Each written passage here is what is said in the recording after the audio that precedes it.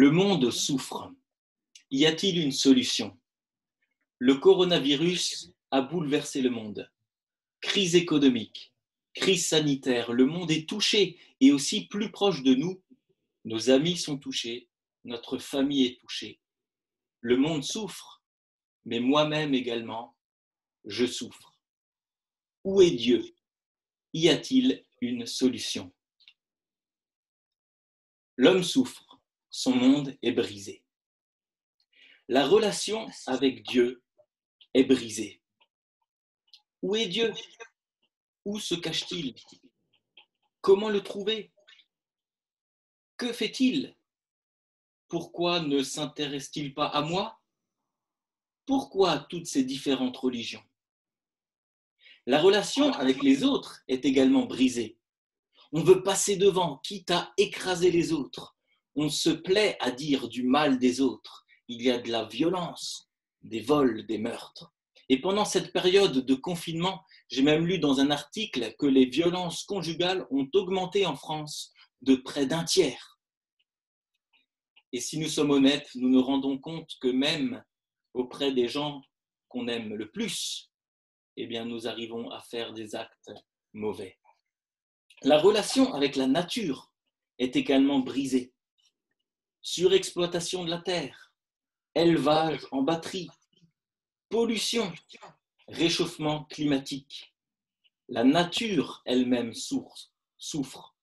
En effet, un verset de la Bible, Romains chapitre 8, verset 22, nous dit que la création tout entière soupire et souffre les douleurs de l'accouchement. La relation avec soi-même est également détériorée. La relation de l'homme envers lui-même est détériorée. Plusieurs personnes font des scarifications, elles se malmènent elles-mêmes. Il existe plusieurs maladies mentales. Il y a la boulimie ou l'anorexie, où on n'arrive même pas à s'alimenter de manière correcte.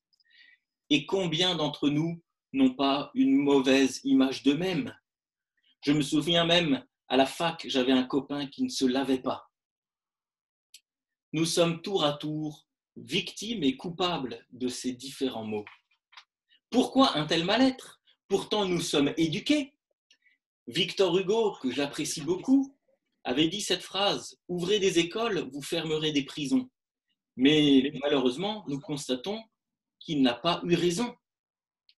Nous sommes connectés, nous avons accès à la technologie. Certains parlent même d'atteindre la mortalité grâce au transhumanisme. Nous avons la psychologie, nous avons la science, etc. Alors pourquoi un tel mal-être? La cause profonde de notre souffrance est notre rupture dans notre relation avec Dieu. La Bible nous raconte que l'homme a tourné le dos à Dieu. Il a voulu être son propre chef, décider par lui-même ce qui est bien ou mal. Il a signé l'acte d'indépendance vis-à-vis de Dieu. Il l'a fait en désobéissant à Dieu.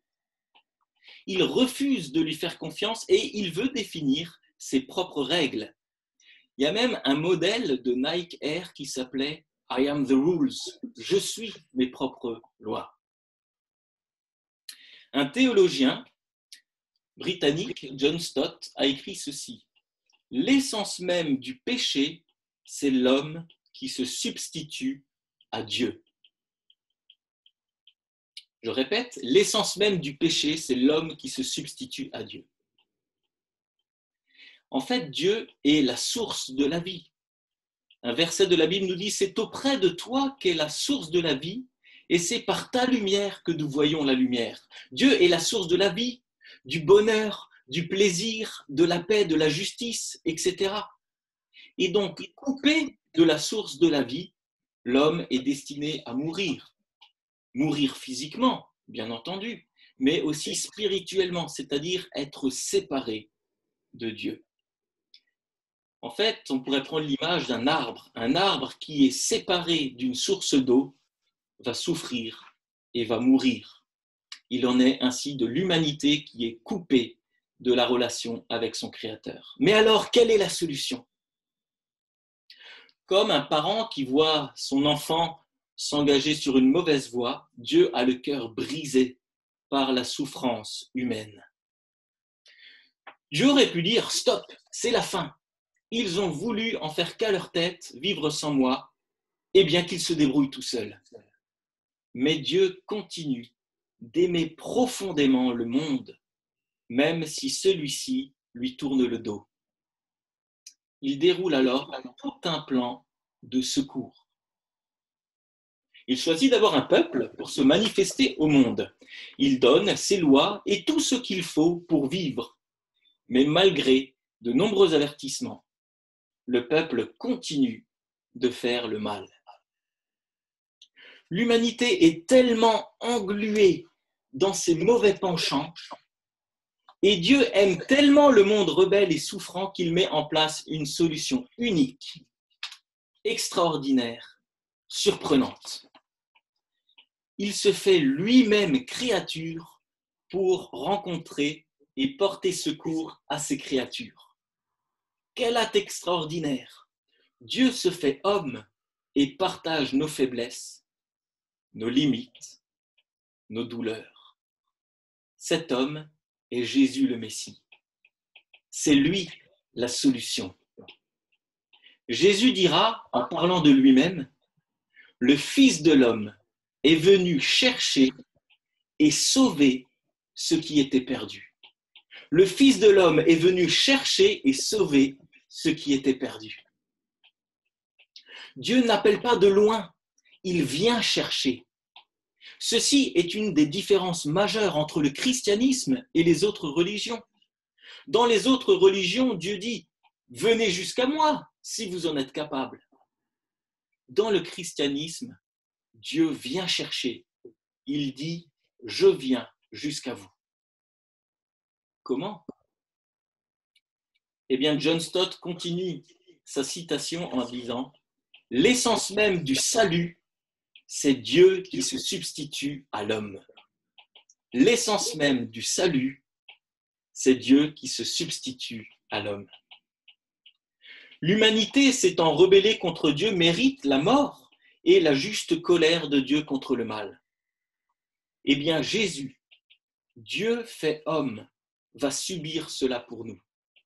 Il va endosser la culpabilité de nos péchés et en subir la condamnation. Sa mort sur la croix, les ténèbres qui l'entourent, représentent le jugement de Dieu le Père qui s'abat sur Jésus. Sa mort compte pour la nôtre. Jésus est mort pour nos péchés, c'est-à-dire nos fautes, notre rébellion contre Dieu qui nous pousse à nous prendre pour Dieu. Et cela pour que nous soyons quittes de nos offenses vis-à-vis de Dieu. La justice de Dieu est maintenue, car la punition est tombée, et son immense amour est manifesté, car la punition est tombée sur lui, devenu homme. Il nous offre ainsi le seul moyen d'être à nouveau réconciliés avec lui.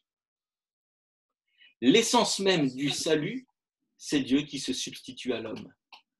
Si l'essence même du péché, c'est l'homme qui se substitue à Dieu, l'essence même du salut, c'est Dieu qui se substitue à l'homme.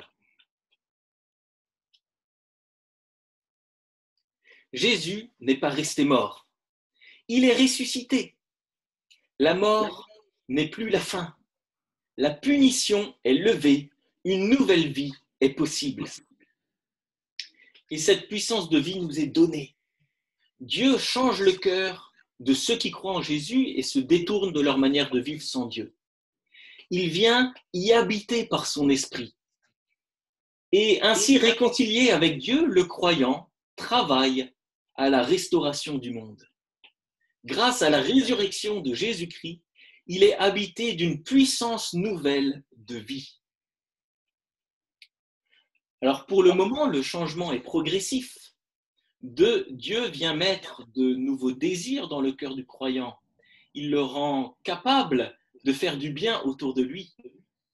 Cette graine de vie pousse petit à petit dans le cœur du croyant. Mais un jour, l'amour, la bonté et la justice seront établis parfaitement et éternellement pour ceux qui ont saisi cette solution de Dieu.